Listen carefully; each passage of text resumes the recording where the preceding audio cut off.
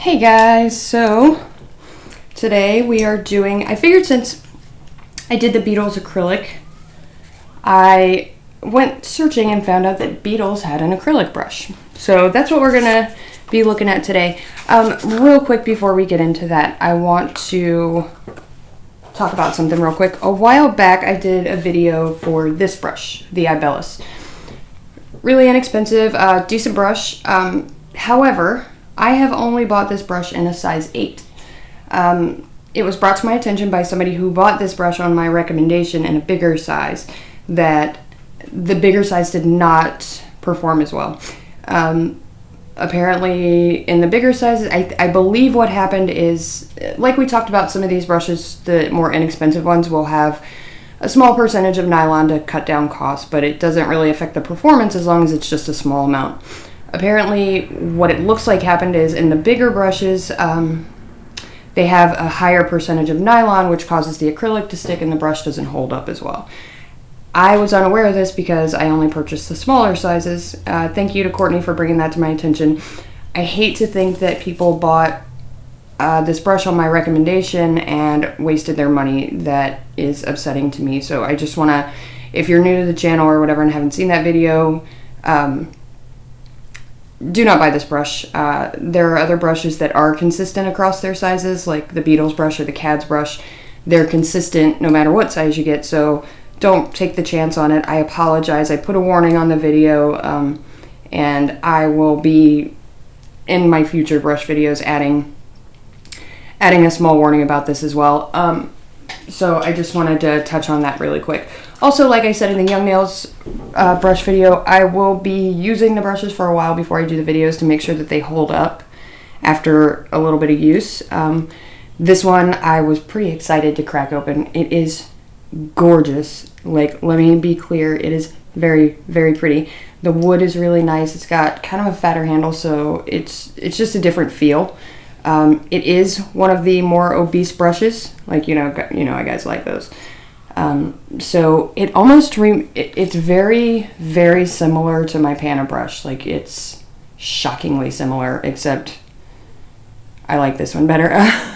Like, the crimp on it is done perfectly, dead across.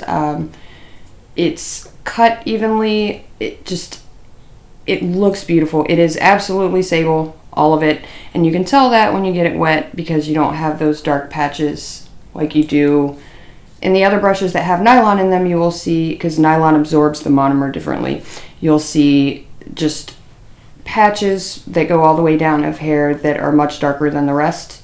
And that's one way to judge. Let me show you what I mean. Let me find an ugly brush real quick. Here we go. Okay, so this brush is all nylon. When you get this one wet, it turns black all the way down. When you get sable wet, it only gets dark at the tip where the concentration of monomer is. See how it doesn't really change colors? This one did all the way down because it's nylon. So you can see the difference there. So, continuing on, the Beetles brush is absolutely sable.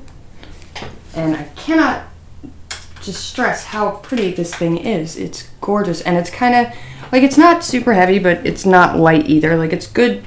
It's a good solid brush, and this is a size 10, and it is the size. They run very big.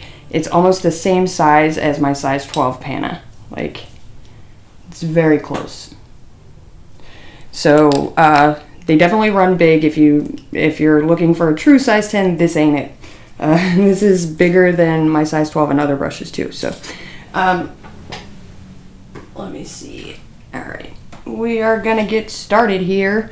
It did have a bit of starch in it, which I cleaned out. Used the alcohol and whatnot. We are gonna go ahead and play with it a little bit. I'm using that Glam and Glitz Obsessive Compulsive because it's bright and you can see when it gets stuck in the brush. So I didn't drain a ton of monomer. I want to see how big of a bead I can get with this. Size 10. So massive. This could be a 1 bead brush. If you use the 1 bead method, this is one that will do it. Okay, so cleaning fairly well. Let's get another bead. And then we will check out the precision part of it too, because any big brush can pick up a fat bead. That's not hard. But, so I use this super pigmented acrylic so you can see when some is stuck. So this is what's left over from that bead. I'm just going to wipe it once and we'll see where we're at.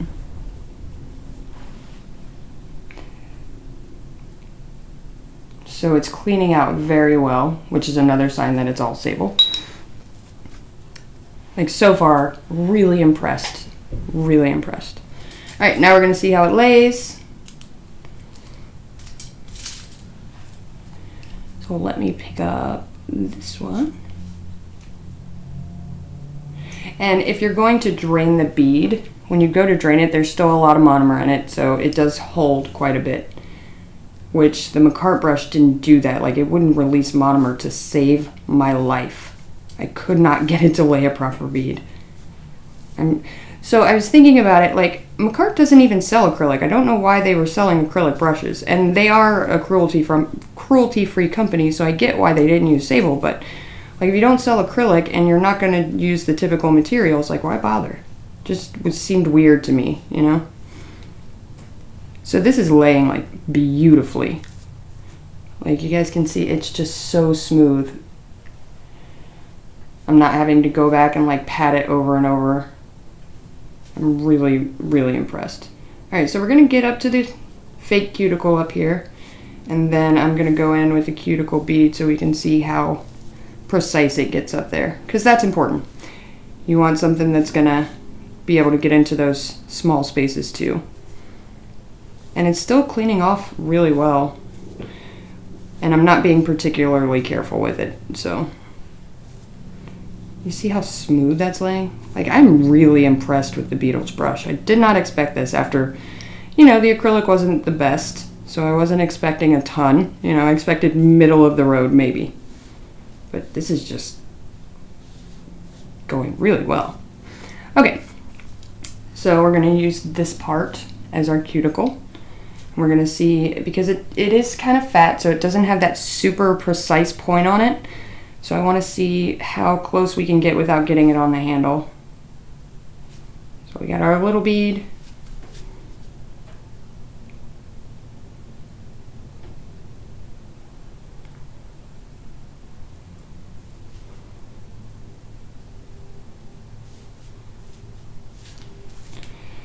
So got right up to it without too much effort.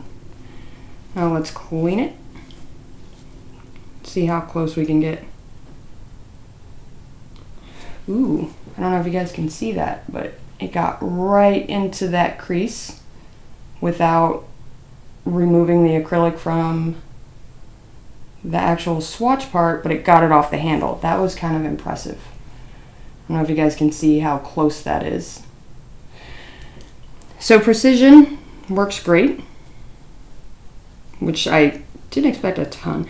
Like I said, I've been using it for a few days just to see, you know, if it sheds or whatnot. Look at that. Look how, like, perfect the application is. And you guys know my application's trash. So I'm pretty impressed with it. I think normally the brush is $20, but it's, like, always on sale, half off. It's half off right now. I will be including the link for this one because definitely an A in my book. Like, I really don't, it performed better than my Pana across the board. Like, I have no complaints. And now that we're done, I've only been doing the normal typical wiping and there's no acrylic in it whatsoever. So it definitely cleans really well. I'm really impressed. Like, definitely a score. If you guys can get it while it's on sale, do it. But even at $20, I think it's worth it. My Pana was $28 and I would buy this one over that all day long. Just excellent brush. Okay, so keep your ears peeled. We got some fun stuff coming up. We got the Young Nails giveaway, which will be any day now. We have the story time with Loki coming up, which I will be recording tonight and uploading in the next couple of days. I have some more of the budget acrylic to try out. I'm giving Savaland a second chance. I bought their better acrylic to see if maybe there was a difference in the cheap kits.